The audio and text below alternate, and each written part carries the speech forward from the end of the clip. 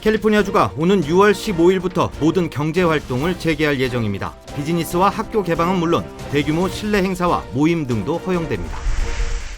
LA 카운티가 신규 여행 가이드라인을 발표하고 백신 접종을 마친 여행자들에 한해 10일 자가격리 지침을 해제한다고 밝혔습니다. 이와 관련해 연방당국은 최근 여행 규제가 풀리고 있지만 아직 팬데믹이 끝난 것은 아니라면서 불필요한 여행은 자제해 줄 것을 당부했습니다. 조 바이든 대통령이 오는 19일부터 백신 접종 대상을 모든 미국민으로 확대할 것이라고 발표했습니다. 여러분 안녕하십니까? 4월 6일 첫 소식입니다. 캘리포니아 주가 오는 6월 15일 경제활동을 100% 재개할 전망입니다. 개빈 뉴섬 주지사는 그때까지 현 추세가 지속된다면 색깔별 위생 등급을 해제하고 경제를 전면 재개방한다고 밝혔습니다.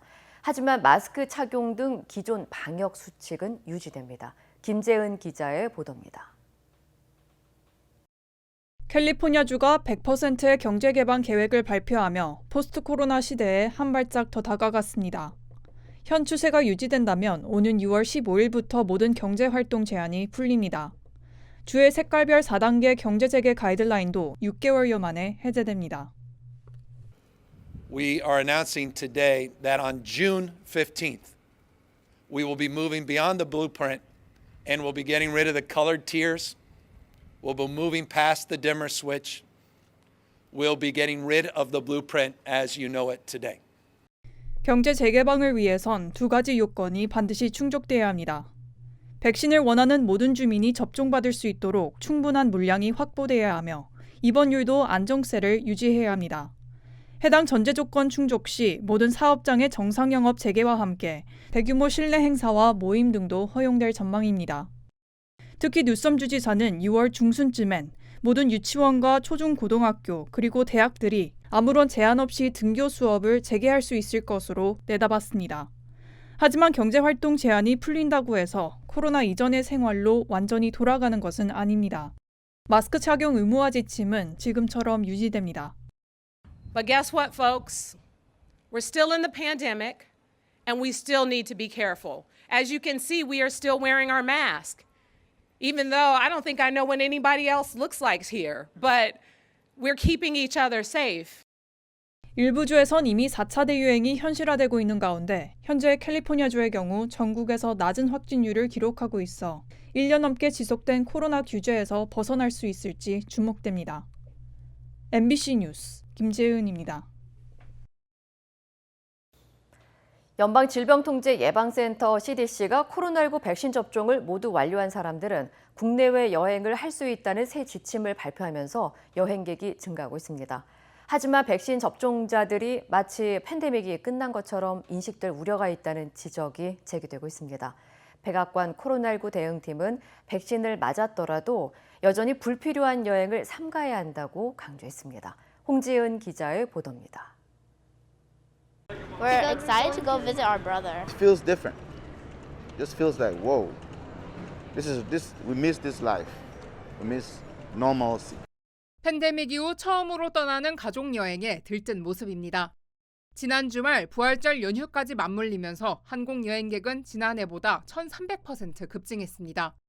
지난 2일 백신 접종자들은 격리나 검사를 받을 필요 없이 국내외 여행을 할 수 있다는 CDC의 새 지침이 여행객 증가에 영향을 미친 것으로 보입니다. 하지만 방역당국은 백신을 맞았더라도 레저나 휴가를 위한 비필수 여행을 피해야 한다고 강조합니다. The CDC makes it very clear that right now, with this level of infection in the community, we should probably try to avoid travel if we possibly can and limit travel to what we would call essential travel. 백신 접종자들이 팬데믹 상황이 끝난 것처럼 행동할 수 있다는 지적이 제기되고 있습니다. 봄방학을 맞아 해변이나 관광지에 인파가 몰리고 마스크 착용 등 안전수칙까지 지켜지지 않고 있는 가운데 CDC가 새 여행 지침을 발표한 것이 성급했다고 보건당국자들은 비판했습니다. At this point, we will see in the next 2 weeks the highest number of cases reported globally since the beginning of the pandemic. 오스터올름 고문은 현재 미국에서 사용되는 백신 3종에 대해 코로나19로부터 100% 보호하지 못한다고 거듭 지적했습니다. 한편 백악관은 오늘 경기 활성화를 위해 각광받고 있는 백신 여권 시스템을 도입하지 않겠다는 뜻을 밝혔습니다. 젠사키 백악관 대변인은 백신 여권 수단들이 민간 부분에서 검토되고 있다면서 연방정부 차원에서 미국인들의 사생활과 권리들은 보호받게 될 것이라고 강조했습니다. MBC 뉴스 홍지은입니다. 연방정부에 이어 LA 카운티 정부도 한층 완화된 여행 관련 지침을 발표했습니다. LA 카운티 보건국은 연방정부의 새로운 지침에 따라 지난해 의무화했던 기존의 10일간 자가격리를 백신 접종자에 한해 폐지한다고 밝혔습니다. 이에 따라 백신 접종을 모두 마친 여행객들은 코로나19 증상이 없다면 타주에 여행을 갔다가 LA 카운티로 돌아왔을 때 자가격리나 코로나19 검사를 받지 않아도 됩니다. 반면 백신 접종을 하지 않은 여행객들의 경우 LA 카운티에 돌아온 후 3일에서 5일 내로 검사를 받으면 7일 동안 자가격리를 해야 하며 검사를 받지 않는다면 총 10일 동안 자가격리를 해야 합니다. 한편 당국은 백신 접종 여부에 관계없이 모든 여행객은 자가 모니터링을 통해 증상이 나타나는지를 최소 2주 동안 지켜봐야 한다고 강조했습니다. 조 바이든 대통령이 오늘 19일까지 모든 성인이 코로나19 백신을 맞을 수 있도록 하겠다고 밝혔습니다. 바이든 대통령은 당초 예정일보다 2주 앞당긴 오는 19일까지 모든 주가 접종 우선순위를 없애고 대상을 모든 18세 이상 주민으로 확대할 것을 요청했습니다. 특히 바이든 대통령은 취임 100일 이내에 백신 1억 회 접종을 약속했지만 접종 속도가 빨라지면서 이 목표치를 2억 회로 상향 조정했습니다. Yesterday, we crossed 150 million shots in 75 days, the first 75 days of my administration, on our way to hitting our goal of 200 million shots by the 100th day in office. 한편 이미 하와이를 제외한 모든 주와 워싱턴 DC는 오는 19일 이전에 16세 이상 모든 성인으로 접종 자격을 개방하거나 또는 개방할 계획을 발표한 상태입니다. 모더나의 코로나19 백신을 맞으면 최소 6개월 이상 항체가 없어지지 않는 것으로 나타났습니다. 모더나는 코로나19 백신 일상 임상시험에 참가한 성인 33명을 분석한 결과 2회 접종 후 최소 6개월 동안 항체가 지속되는 것으로 나타났다고 밝혔습니다. 연구진은 우리의 데이터는 항체의 지속성을 보여준다며 코로나19 대유행에 대응하기 위해 이 백신을 사용하는 것을 지지한다고 전했습니다. 앞서 화이자 바이오엔테크는 3상시험 참여자 46,307명을 분석한 결과 접종 6개월 후에도 91.3%의 높은 예방 효과를 유지한 것으로 나타났다고 밝힌 바 있습니다. 하지만 일각에서는 모더나의 발표에 대해 적은 수의 일상시험 참가자 혈액 샘플을 실험실에서 분석한 것이기 때문에 백신의 예방 효과가 실제 환경에서 얼마나 오래 지속하는지를 직접 측정하지 못했다고 지적했습니다. 미국에서 인도발 코로나19 이중 변이 바이러스가 처음으로 발견됐습니다. 스탠포드 헬스케어는 인도에서 처음 발견된 코로나19 이중 변이 바이러스가 샌프란시스코 베이 지역에서 확인됐다고 밝혔습니다. 전문가들은 해당 변이 바이러스는 하나의 바이러스의 두 가지의 돌연 변이가 함께 나타나는 것이라며 현재 공급되고 있는 백신의 저항력을 갖고 있을 수 있다고 경고했습니다. It is concerning that vaccines may be less effective against this variant, and we have seen that with other variants of concern. 한편 인도 보건국은 지난달 24일 마하라슈트라주에서 채취한 샘플에서 해당 이중 변이 바이러스를 처음 발견했으며 이는 해당 지역 전체 신규 확진자의 15에서 20%를 차지하는 것으로 나타났습니다. 뉴욕을 포함한 미 전역에서 아시안을 대상으로 한 증오 범죄가 끊이지 않으면서 아시안들의 안전을 위한 모금 캠페인이 진행돼 눈길을 끌고 있습니다. 뉴욕에 거주하는 메디 박 씨는 증오 범죄가 주로 아시아계 노인과 여성들을 대상으로 지하철에서 발생하고 있다며 지하철 대신 택시를 이용할 수 있도록 택시비 모금 캠페인을 시작했다고 전했습니다. People from all across the nation, across all races, ethnicities, and they just sent me messages saying, listen, we really want you guys to be safe too, and we're donating so that more people can take rides in the city. 평소 지하철을 이용하던 박 씨는 두려움 때문에 택시를 이용하지만 많은 아시안들이 택시비를 감당할 수 없다는 것을 알고 SNS에서 모금 캠페인을 시작했다고 설명했습니다. 모금이 시작된 지 이틀 만에 현재 10만 달러 이상이 모였습니다. 이어 박 씨는 자신이 개설한 SNS 링크를 통해 택시비를 요청하는 아시안 여성과 노인들에게 결제 앱인 벤모로 택시비를 지원할 예정이라고 전했습니다. 해변 공공주차장을 노숙자 임시거처로 만들자는 LA시 의원의 발의안에 대한 반대 목소리가 높아지고 있습니다. 마이크 본인 LA시 의원은 윌 로저스 스테이트 해변과 닥 웨일러 그리고 마리나 델레이의 피셔맨스 빌리지 등의 공공주차장을 노숙자 임시거처로 만들기 위한 자금 평가를 시 행정관에 요청했습니다. 본인 시의원의 발의안이 전해지자 온라인 청원 사이트에는 퍼시픽 팰리세이즈 공공주차장 사용을 반대하는 청원이 시작됐고 현재 7천여 명이 서명했습니다. 반대 청원서에서 이 발의안은 노숙자 문제에 대한 해결책이 아니며 지역사회의 마약과 정신질환, 범죄 등의 문제를 초래할 것이라고 주장하고 있습니다. 현재 시의회와 빈곤대책위원회에서는 본인 시의원의 제안을 검토하고 있습니다. LA 총영사관이 한국 기업들의 미 시장 진출을 위해 한국 기업 수출자와 현지 한인셀러 사이를 연결해주는 이커머스 매칭 서비스를 진행합니다. 참석하실 수 있도록 저희가 LA 총영사관은 아마존이나 이베이 등 온라인 쇼핑몰에 진출하고자 하는 한국 기업들이 미국 내 파트너 기업을 찾는 데 어려움을 겪고 있다면서 이를 해소하기 위해 이커머스 수출자, 셀러 매칭 사업을 시작한다고 밝혔습니다. 이커머스 매칭 신청을 원하는 기업들은 수출 제품과 기업 관련 정보를 LA 총영사관에 제출해야 합니다. LA 총영사관은 이커머스 대미 수출과 관련해 통관이나 물류, 법인 설립 등에 대한 무료 상담 서비스도 제공한다고 덧붙였습니다. 국제통화기금 IMF가 올해 세계 경제 성장률 전망치를 1월 전망보다 높은 6.0%로 상향 조정했습니다. 코로나19 백신 접종 확대와 미국 등 각국의 재정 투입 영향으로 IMF 통계 이후 40년 만에 세계 경제가 가장 빠른 확장세를 보일 것이라는 전망입니다. 윤지윤 기자입니다. IMF가 올해 세계 경제 성장률을 6.0%로 전망했습니다. 지난 1월 전망치보다 0.5%포인트, 6개월 전보단 0.8%포인트나 높은 수치입니다.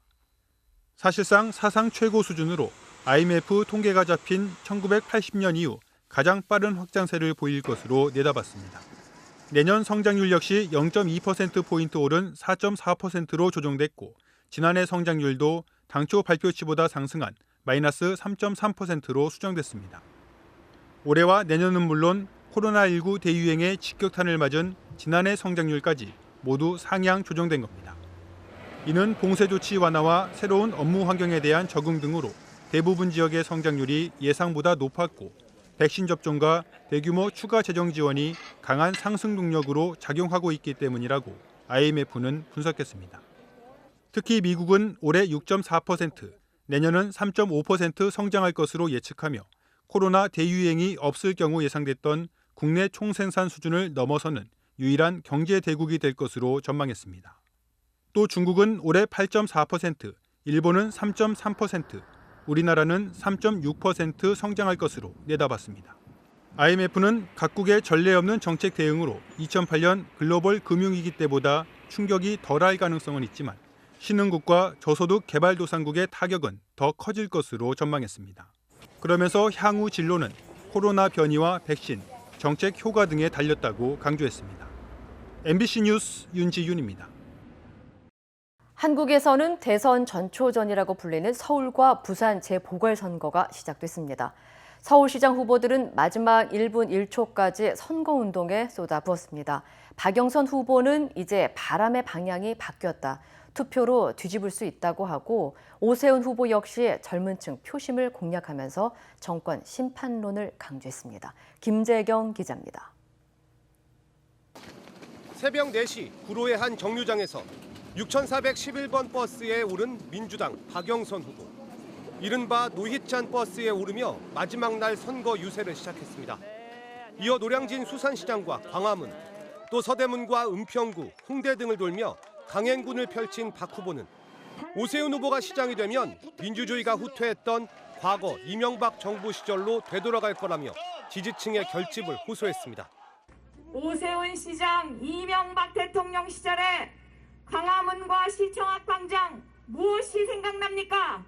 물대포, 또다시 그런 물대포가 뿌려지는 그런 서울시를 원하십니까, 여러분? 박영선 후보는 촛불 정신을 되새기겠다는 의미로 촛불 집회가 열렸던 광화문에서 13일간의 공식 선거 운동을 마쳤습니다. 느낌 어떠신가요? 지금 바람의 방향이 완전히 저는 바뀌었다고 생각합니다. 오세훈 후보 심판하자. 이런 시민들이 상당히 많이 있습니다. 네. 국민의힘 오세훈 후보는 지난해 총선에서 낙선했던 광진구에서 선거운동 마지막 날 유세를 시작했습니다. 이어 노원과 강북 등 상대적으로 열세인 강북권 9곳을 샅샅이 누볐습니다. 이번 선거가 여당 출신 지자체장의 성폭력 사건으로 치러지게 됐다는 점을 거듭 강조하면서 청년층 표심을 공략했습니다. 젊은이들 희망을 가질 수 있도록 대한민국의 미래에 기대감을 가질 수 있도록 반드시 서울시를 바꿔놓겠습니다. 동대문 남평화 상가에서 선거 운동을 마무리한 오세훈 후보는 마지막까지 정권 심판론을 강조했습니다. 종이 한 장 한 장은 힘이 없지만 뭉치면 그게 무능을 심판하고 위선을 심판하고 그리고 부패를 심판하는 정말 강력한 힘이 됩니다. 막판 역전을 노리는 민주당은 서울 바닥 민심이 바뀌었다며 박빙 승부를 예고했고 굳히기에 나선 국민의힘은 최소 15%포인트 이상 득표율 차이로 승리할 거라고 내다봤습니다. MBC 뉴스 김재경입니다. 부산시장 후보들도 마지막 날 빡빡한 일정을 소화했습니다. 민주당 김영춘 후보는 집권당 후보를 뽑아야 부산 발전에 힘이 실린다, 살림꾼을 뽑아달라고 강조했고 국민의힘 박형준 후보는 자신에게 집중적으로 제기된 의혹이 다 거짓말이라며 정권을 심판하자고 외쳤습니다. 나세웅 기자입니다. 민주당 김영춘 후보는 부산 진구를 출발해 남쪽의 영도, 북쪽의 기장군까지 11개 지역을 도는 릴레이 유세에 나섰습니다. 이번 선거는 대선이 아닌 부산시장을 뽑는 선거라면서 부산 경제를 살릴 유능한 일꾼인 집권 여당 후보를 뽑아달라고 호소했습니다. 살기 힘들어서 아우성치는 이 부산의 살림꾼을 뽑는 선거입니다. 부산 경제를 살리겠다는 그런 절박한 마음입니다, 여러분. 박형준 후보에 대해선 실패한 대통령의 참모, 전문 훈수꾼이라고 했습니다. 당 지도부도 부산에 합류해 가덕도 신공항과 경부선 지하화 등에 대한 지원을 약속했습니다.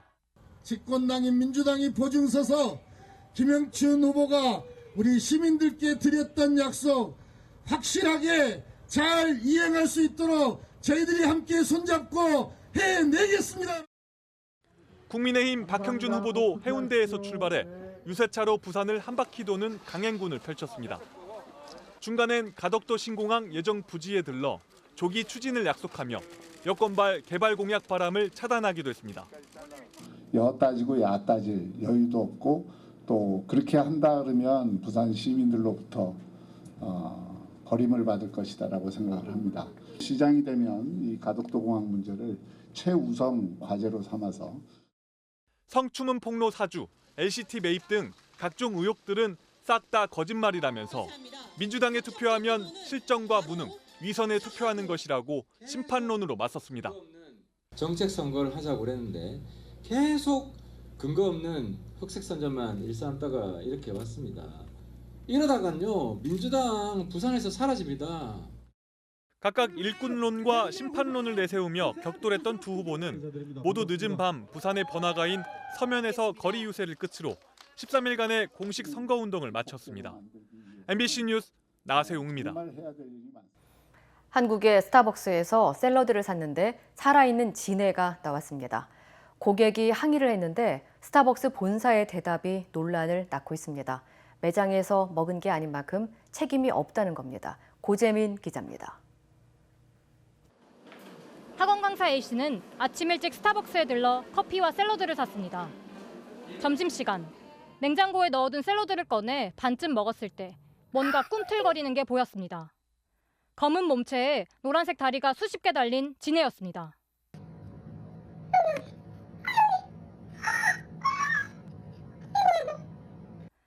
놀란 고객은 뚜껑을 그대로 닫고 수업이 끝난 오후 늦게 매장을 찾았습니다.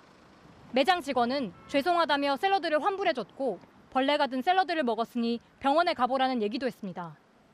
그날 저녁, A씨는 본사 고객센터에 샐러드에서 벌레가 나왔다는 사실을 다시 알렸습니다.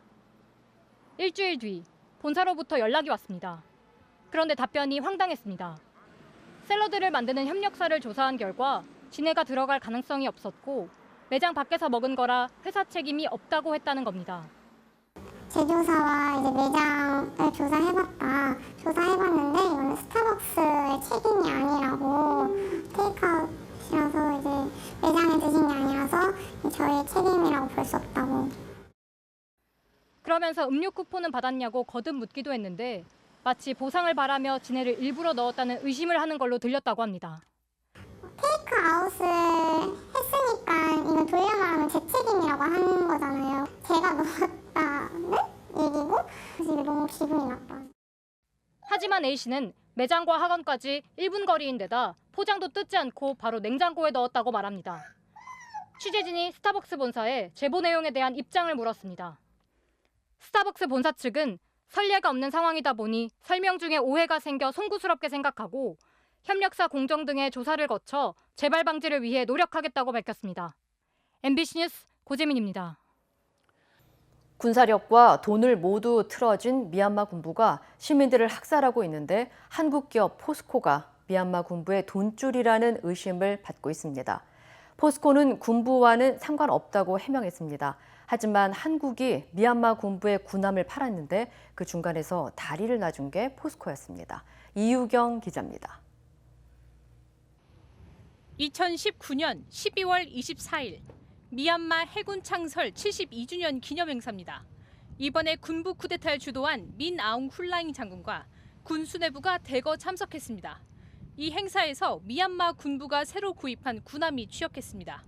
모았다 마함, 길이 122m, 무게 12,000톤으로 미얀마 해군의 함정 가운데 가장 큽니다.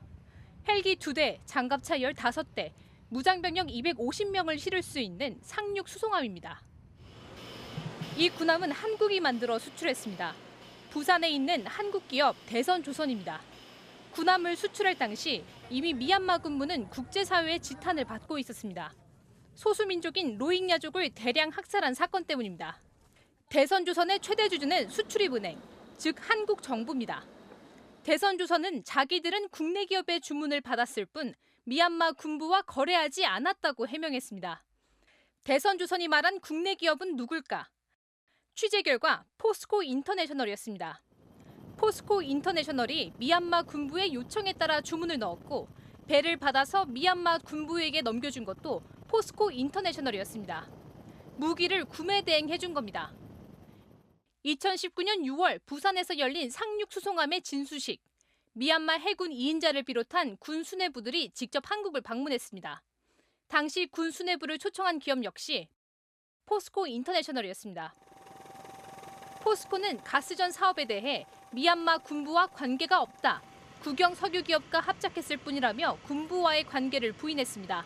그러나 실제로는 군함을 구매 대행해줄 정도로 미얀마 군부와 밀접했던 것으로 보입니다. MBC 뉴스 유경입니다.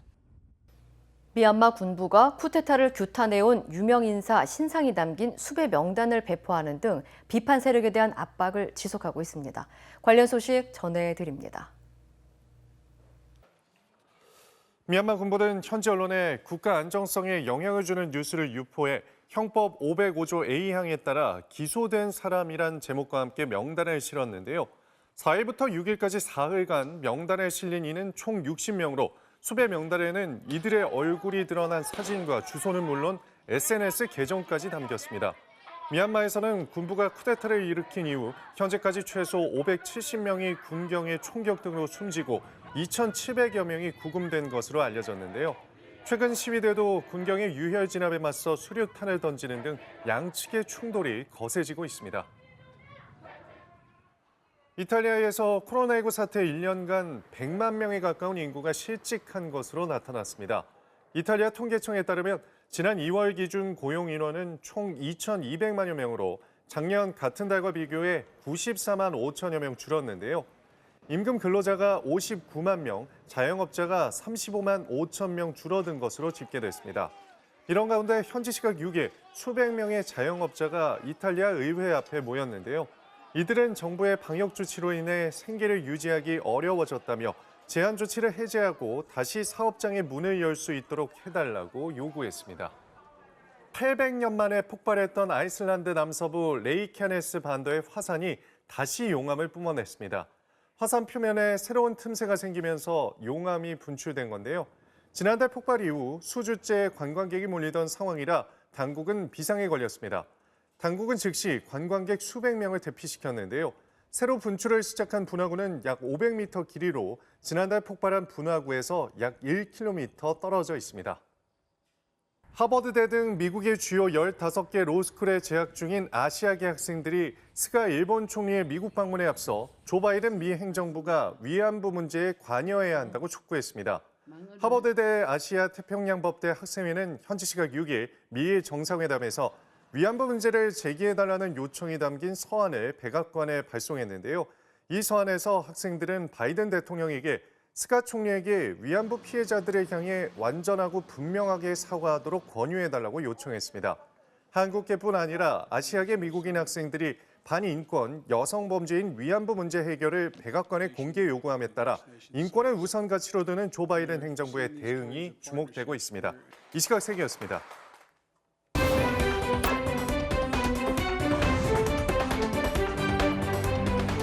인터넷과 SNS에서 화제가 된 이슈를 전해드리는 투데이 이슈톡 시간입니다.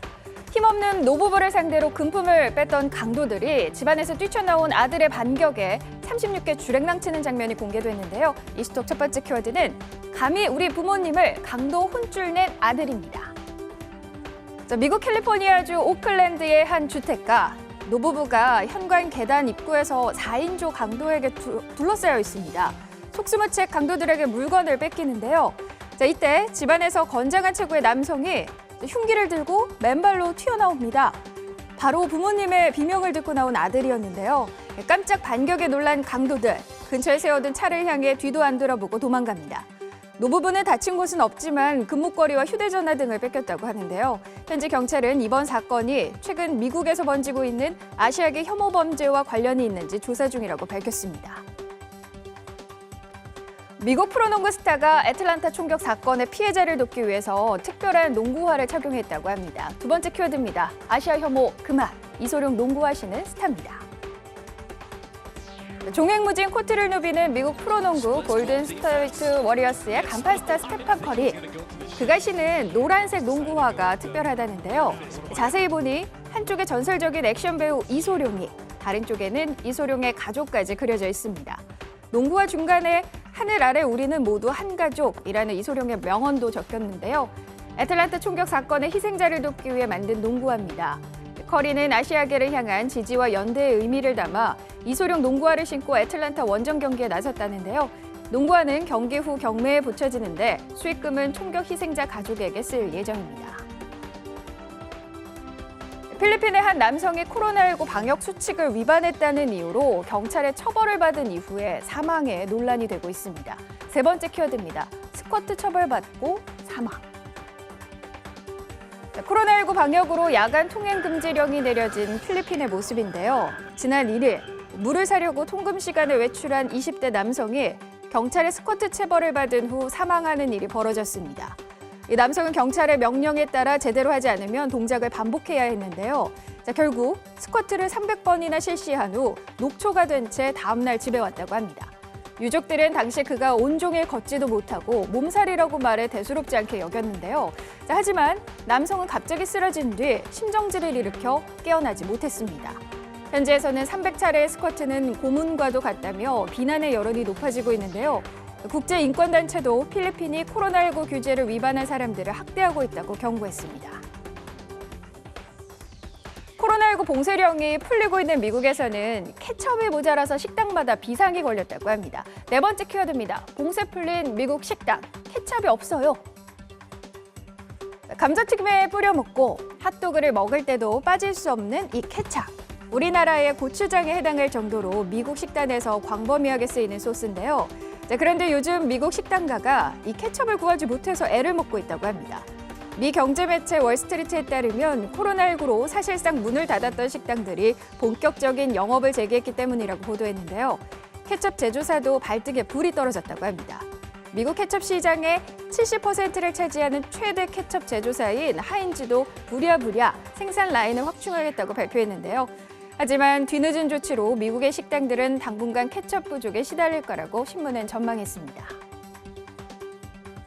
러시아에서 생후 10개월의 아기 머리에 장난감 바퀴가 박히는 황당한 사건이 발생했습니다. 다섯 번째 키워드는 한눈판 사이 머리에 박힌 장난감입니다. 두개골을 찍은 엑스레이 사진에 철사 같은 가느다란 물체가 보이는데요. 러시아 모스크바에 사는 아기의 머리에 장난감 바퀴가 박혔습니다. 부모가 잠시 한눈을 판 사이 아이의 머리 위로 장난감이 떨어진 건데요. 당시 의식은 또렷했지만 계속 우는 아이에 놀란 부모는 황급히 병원으로 달려갔다고 합니다. 검사 결과 다행히 장난감 바퀴의 새 막대기는 뇌를 건드리지 않아 생명에는 지장이 없는 상태였는데요. 현재 장난감 바퀴 제거 수술을 마친 아이는 건강을 회복 중이라고 합니다. 가게를 털러온 강도를 신고하기는커녕 오히려 일자리를 제한한 식당 사장님의 사연이 알려졌는데요. 마지막 키워드입니다. 부활절 강도에게 일자리 제한. 미국 조지아주에 있는 한 식당의 문 유리가 산산조각이 나 있는 모습인데요. 부활절이었던 지난 주말 새벽, 강도가 식당을 털려고 벽돌로 부순 겁니다. 하지만 강도의 뜻대로 되지는 않았는데요. 45초 만에 울린 경보기에 멀리 가지 못하고 식당 주인에게 꼬리를 잡혔습니다. 놀라운 일은 다음부터인데요. 아수라장이 된 현장을 확인한 식당 주인이 강도를 경찰에 신고하지도 않고 용서한 겁니다. 심지어 식당 소셜미디어에 연락처와 함께 강도에게 구직 기회를 주겠다는 글까지 남겼는데요. 사장님의 선행에 감동한 걸까요?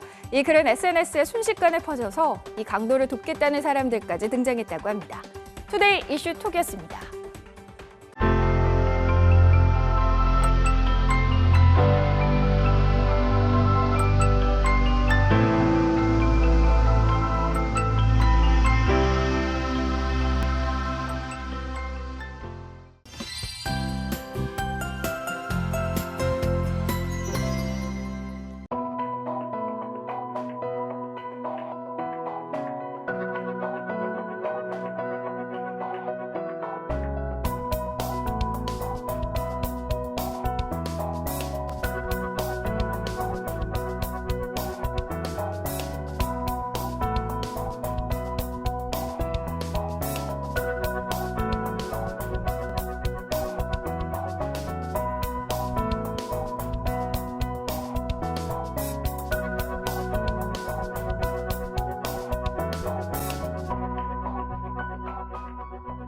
이상으로 4월 6일 뉴스를 마칩니다. 시청해주신 여러분 고맙습니다.